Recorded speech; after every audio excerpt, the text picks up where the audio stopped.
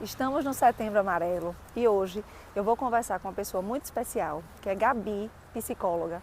E nada melhor do que num local que é natureza, leve, como o Parque da Sementeira, para a gente conversar sobre vários assuntos. Gabi, queria primeiro de tudo te agradecer e dizer muito obrigada por estar aqui conversando comigo, batendo esse papo. É um momento tão importante, né, que é a gente conversar sobre a importância da prevenção ao suicídio, sobre cuidar de si, cuidar da saúde mental.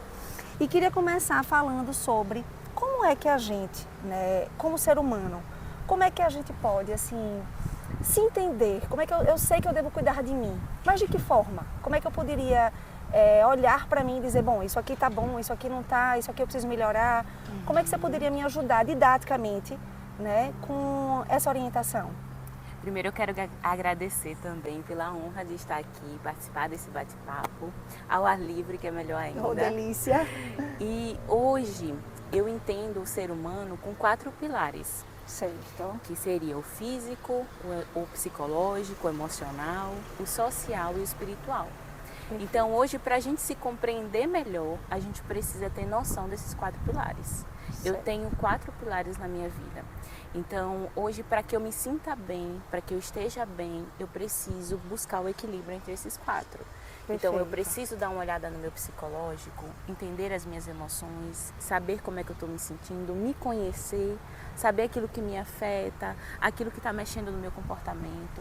Preciso cuidar do físico, da minha autoestima, do exercício físico, do meu sorriso, de tudo aquilo que faz parte do meu físico, do meu biológico, da minha saúde física. Perfeito. Preciso conviver em sociedade, eu tenho essa necessidade de conviver. Se eu me isolar, eu sei que eu vou adoecer. Então já é um alerta que eu preciso olhar.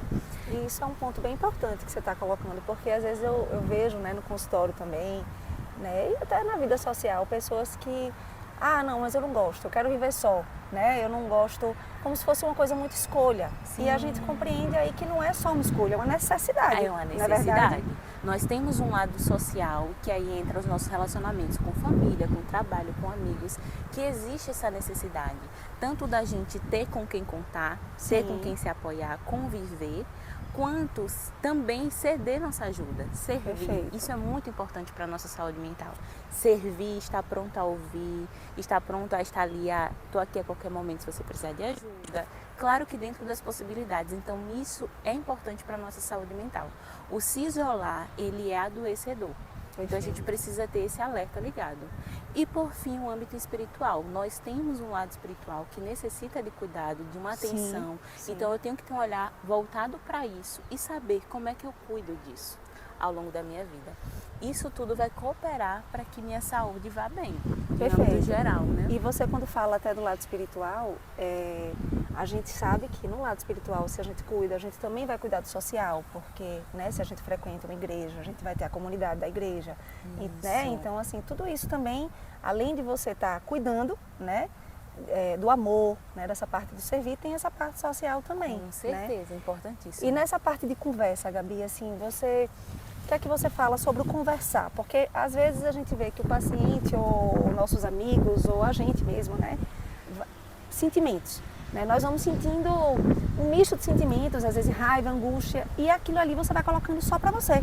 Você não externa, você não conversa e vai, não, eu resolvo. Deixa que eu resolvo, porque é só hoje, acorda outro dia de novo, né, com aquela angústia, às vezes aquela dor no peito, não sabe dizer do porquê, mas tem uma dificuldade de compartilhar, de sentar com alguém, talvez de confiar, né? E queria que você me dissesse assim, em relação a isso, como é que a gente faria para compreender um pouco esses sentimentos e entender até quando esse sentimento vale a gente insistir só na gente, mas ou a gente deve pedir ajuda, que aí entra a terapia, né? Entra a ajuda do profissional.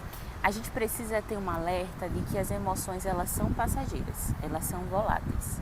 Então elas vêm, a alegria vem, depois ela passa e dá lugar ao medo, dá lugar a outras emoções que fazem parte de quem nós somos.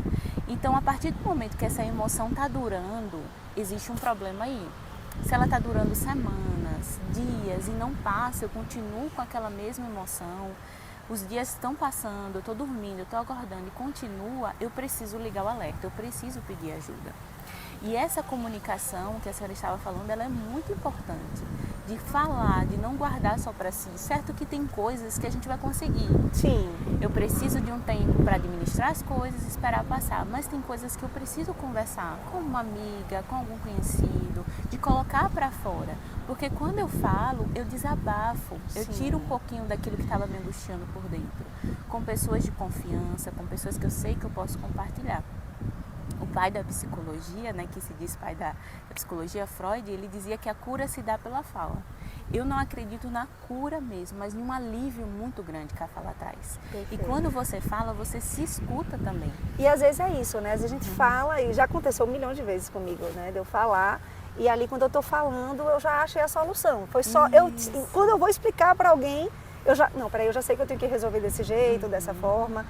E aprender também de não ser imediatista, né? Tomar a decisão com calma, né? Não precisa, porque aí você conversa, você vai decidir com certeza daquilo que você quer, para depois não vir insegurança, que são esses sentimentos de quando a gente tem um jeito às vezes mais explosivo, né? Ou mais imediatista, de se arrepender depois, né?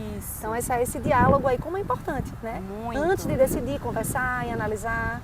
Ponderar as coisas antes de fazer, porque a emoção tem muito isso, a gente começa a enxergar as coisas na ótica daquela emoção. Sim. Então eu quero resolver agora, se eu estou com raiva eu quero acabar com tudo agora. Sim. Se eu estou alegre eu quero comprar tudo que eu vejo pela frente. A gente precisa ter muito esse cuidado de perceber, eu estou vivendo a emoção e depois que ela passar eu tomo as minhas decisões de forma mais prudente. De ponderar essas coisas, ter esse cuidado, esse olhar voltado para isso. Tem até uma técnicazinha que a gente usa na psicologia, que é uma atividade de colocar os prós e os contras. Perfeito. Então, eu vou tomar uma decisão, eu vou mudar de trabalho, eu vou fazer uma viagem. Então, eu coloco quais são os prós que eu tenho e os contras que eu tenho em relação a isso. Então, abre a mente para que a pessoa possa enxergar melhor e tomar uma decisão mais embasada. Sim. Então, isso é muito importante. E essa conversa, muitas vezes, vai abrir para que a pessoa olhe de outras formas. Eu tenho para mim que, às vezes, certos pensamentos são como um monstro. Então, quando eu coloco para fora, é como se eles fossem se resolvendo e eu percebesse, não é tão grande assim, eu consigo dar conta. Mas cabe também de quem está ouvindo ter um posicionamento de saber que, em certos momentos, eu não preciso falar muito. Às vezes a pessoa não quer a solução em si. Eu não preciso dar minha opinião sempre, né? Eu posso ser um ouvinte, né? E ouvinte no silêncio, né? Isso mesmo. Que já vai ser muito bom. Sim. Porque às vezes, e a gente também passa por isso, às vezes a gente sabe qual o caminho que é para seguir, mas naquele momento eu queria só falar. Sim. Em outra oportunidade, talvez eu quisesse um conselho, uma opinião. E é importante a gente que está do lado de ouvir ter essa consciência de que às vezes a pessoa não vai seguir o seu conselho. Sim. Às vezes ela vai falar muito e vai ser chata. E vai ser repetitiva, né? Isso. Às vezes vai lhe dizer ali agora, quando é no outro dia novamente, os mesmos problemas de ontem, né? Isso. E você se mantendo firme, Isso. ou escutando, ou até dizendo o que você já estava dizendo, né? Orientando, né?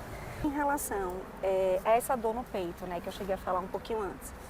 Isso é muito ligado à ansiedade, né? Então, quando a gente está com muito medo do futuro, ou a gente não conseguiu resolver, curar certas questões do passado, e aí a gente começa a questionar algumas coisas e começa a vir essa dor, né? Esse mal-estar. E eu queria que você pudesse me explicar um pouquinho como é que a gente pode fazer para prevenir sentir isso. Porque quando a gente sente, a gente já entende que a gente conversando aqui, eu já entendo que a gente tem que buscar ajuda. Sim. Não é verdade? Mas para que eu não deixe isso acontecer, né, comigo, para que eu já possa estar em estado de alerta, mesmo sem sentir. Eu não preciso esperar sentir para eu tomar uma providência, né, do como cuidar. Então, o que você acha que seria interessante? O que você orienta para que a gente possa fazer? Entendi. É muito importante, doutora, a gente ter um olhar voltado para isso, porque hoje a gente está numa sociedade que vive muito no automático. Sim. Então é sempre trabalho, faculdade, casa, filho, e não tem aquele tempinho de parar e entender o que é que está passando, quais são as atitudes que eu preciso tomar, o que é que eu preciso fazer. Então, como uma prevenção, eu diria que o descanso seria esse caminho. Ter tempos de descansar, de respirar durante o dia. Por exemplo, eu estou na minha rotina de trabalho, no meu intervalo eu vou evitar pegar no celular, Sim. que é aquilo que vai me superestimular ainda mais, me colocar, quem sabe, até no estado de alerta, e aí eu vou respirar, eu vou olhar a paisagem ao meu redor, eu vou focar na natureza, crendo que aquilo ali é um descanso para mim. Perfeito. Então, durante o dia, a gente pode ir evitando o esgotamento mental. E esse esgotamento mental durante semanas, meses, pode ser adoecedor. Sim. Então eu já vou tendo descansos preventivos, de ter um momento de sair, cuidar um pouquinho de mim, de sair e dar um passeio, tudo dentro da possibilidade da pessoa, mas ter esse olhar voltado de que eu preciso descansar também. Eu preciso ter um tempo para eu descansar durante o meu dia, durante a minha rotina, para evitar que lá na frente eu chegue no esgotamento mental. Perfeito. E isso me leva também assim a até pensar e crer, né, na necessidade que a gente tem de pôr limites.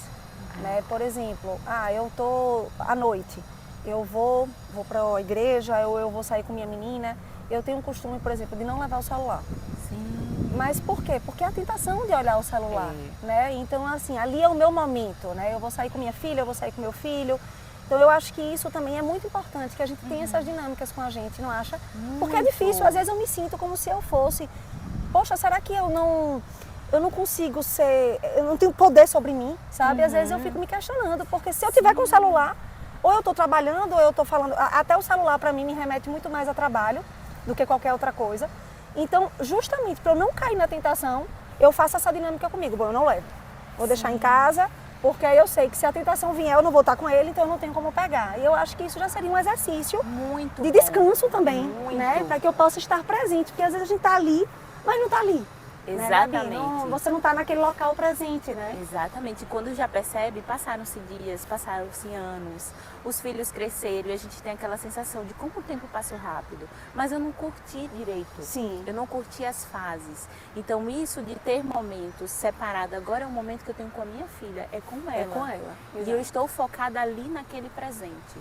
Porque às vezes a gente até vai estar presente no corpo, mas a mente está em outro local. lugar. É. Então esse exercício que a senhora faz é muito importante. E é bonito assim de se ver. Porque eu estou dando esse passo de cuidado comigo mesma. Eu já descobri o que pode ser adoecedor para mim. Sim. Isso pode ser o celular, talvez seja o excesso de livros ou o excesso de qualquer coisa. Eu já descobri qual é o que está sendo adoecedor para mim. Sim. E agora eu vou tirar ele um pouquinho. Sim. Durante o dia eu vou continuar mexendo, mas não todo o meu dia. Isso já é um cuidado com a saúde mental. Então é muito bom isso. Outra coisa que nos faz trazer para o presente é uma atividade que eu acho muito legal, que é no final do dia eu percebo o que foi que eu tive de bom nesse dia. E o que é que teve de ruim nesse dia? Certo. Então os dias não passam no automático, eu reflito sobre eles. E às vezes eu tinha um paciente que ele dizia que teve de bom no dia dele foi tomar sopa. Foi tomar sopa no dia dele. E o que é que teve de ruim? Então a gente vai tendo essa noção de como que os dias estão passando e que nos dias há coisas boas também.